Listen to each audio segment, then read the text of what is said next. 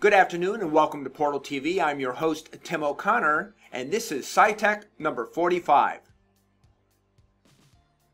Ian Burkhart is a 23-year-old quadriplegic from Dublin, Ohio, and is the first patient to use NeuroBridge, an electronic neural bypass for spinal cord injuries that reconnects the brain directly to muscles, allowing voluntary and functional control of a paralyzed limb.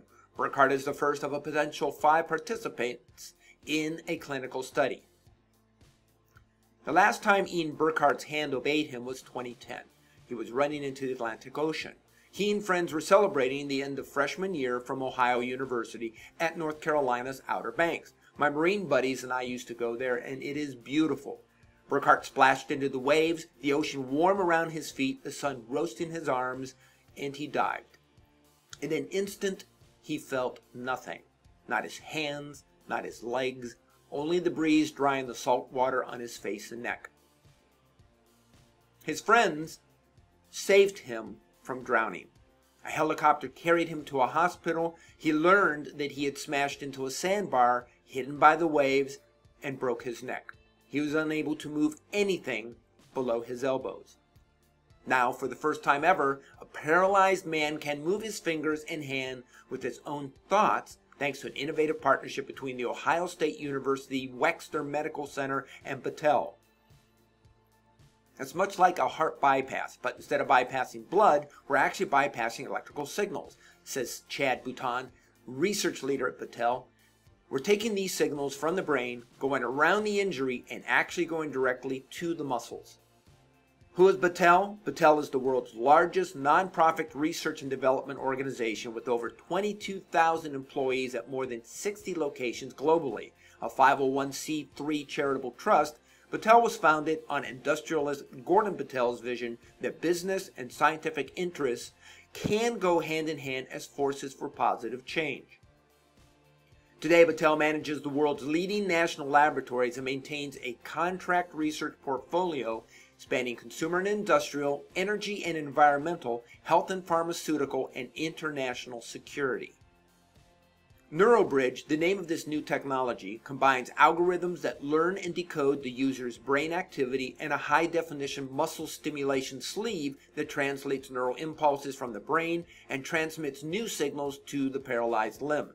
In this case, Ian's brain signals bypass his injured spinal cord and move his hand, hence the name NeuroBridge. Burkhart viewed the opportunity to participate in the 6-month FDA-approved clinical trial at Ohio State's Wexner Medical Center as a chance to help others with spinal cord injuries. This technology has been a long time in the making, working on the internally funded project for nearly a decade to develop the algorithms, software, and stimulation sleeve. Battelle scientists first recorded neural impulses from an electrode array implanted in a paralyzed person's brain. During the 3-hour surgery on April 22nd, Razai implanted a chip smaller than a pea onto the motor cortex of Burkhart's brain.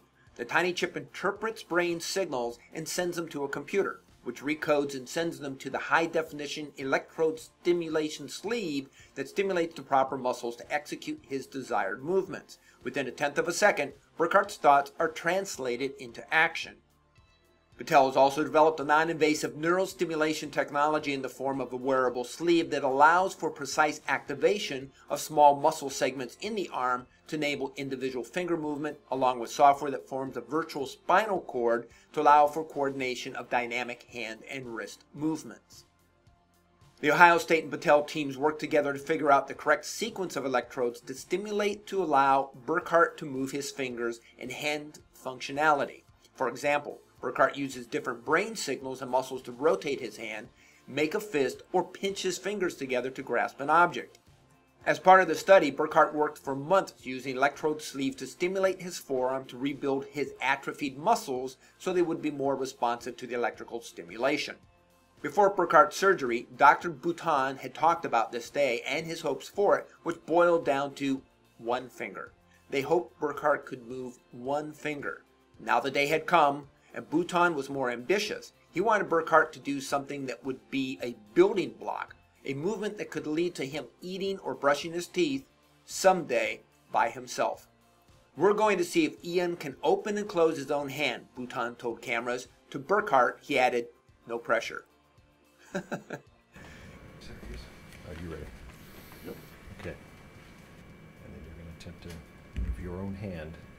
This hand is going to be turned off completely. Okay. Okay. All feedback right there on your hand. Same Timing, thing, same time. 2.5 second movement time and 9 second rest time. Okay.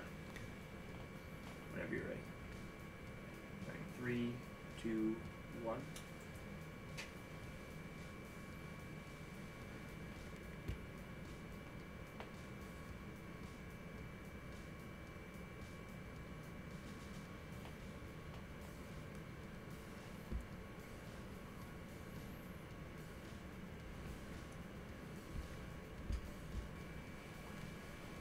That's good.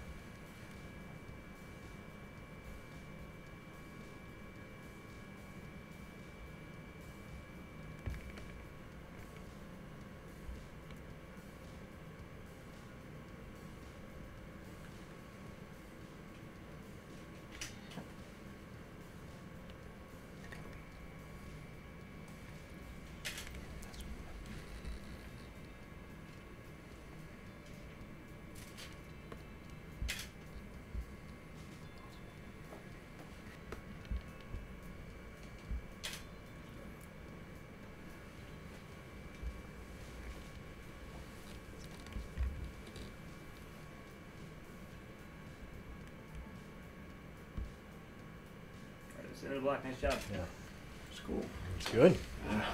What do you think?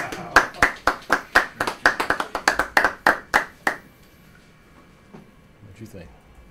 Pretty cool. Could you do that before? No. Not at all. Ian Burkhart thought about his hand. You really have to zone everything else out, he would say later, and focus on that movement.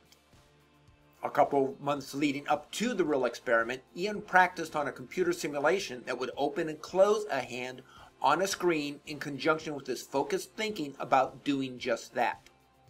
What do you think? Bhutan asked Ian's father. Pretty cool, he replied.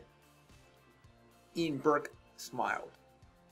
Burkhart is hopeful for his future. It's definitely great for me to be as young as I am when I was injured because the advancements in science and technology are growing rapidly and they're only going to continue to increase.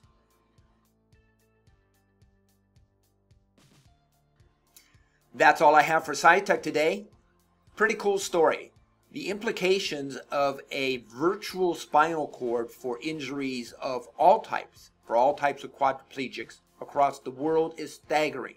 Hopefully this technology that you saw today and what is derived from that, not just in the virtual spinal cord, but the thought to muscle process could be staggering. We can only hope for a good future for this technology. Now, on to gaming.